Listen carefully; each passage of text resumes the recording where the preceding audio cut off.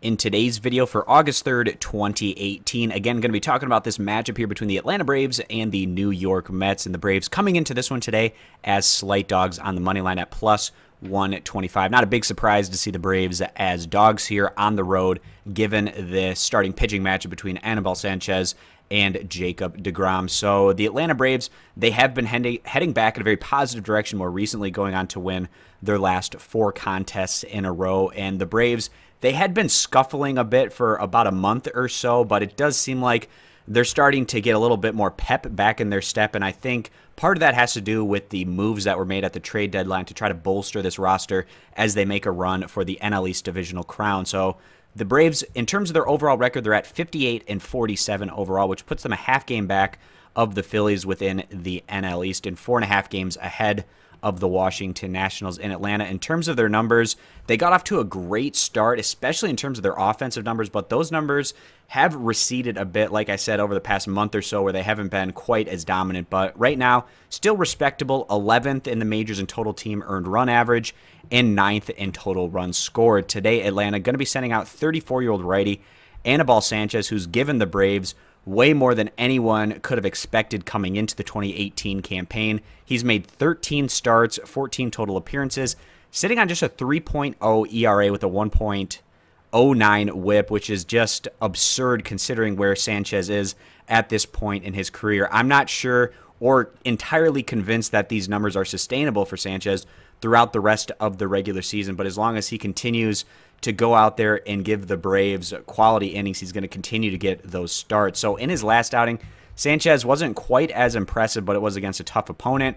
Going at home against the Dodgers, he went 6 1/3 innings, giving up 7 hits, 4 earned runs, 5 runs overall, and then 2 walks, 4 strikeouts. And perhaps coming into today's matchup in New York against a Mets offense that hasn't been all that dangerous this year, maybe Sanchez can get things back on track and have a bit more of a competitive start here against the Mets. So in terms of where the New York Mets are, they've been struggling. They've gone on to lose the last 3 games in a row. It's hard to forget that 4-25 loss they had recently on the road against the Nationals. They're in dead last within the NL East at 44-62 overall, but their one shining star, or at least in terms of the roster that we've seen this year, Jacob deGrom, has definitely been a beacon of hope, and he's going to try to lead his team to success today. In terms of their overall numbers, the Mets are 21st in pitching, 28th in total team ERA, but they are sending out 30-year-old righty Jacob deGrom, who's been just outstanding again this year, sitting on just a 1.82 ERA, 164 strikeouts,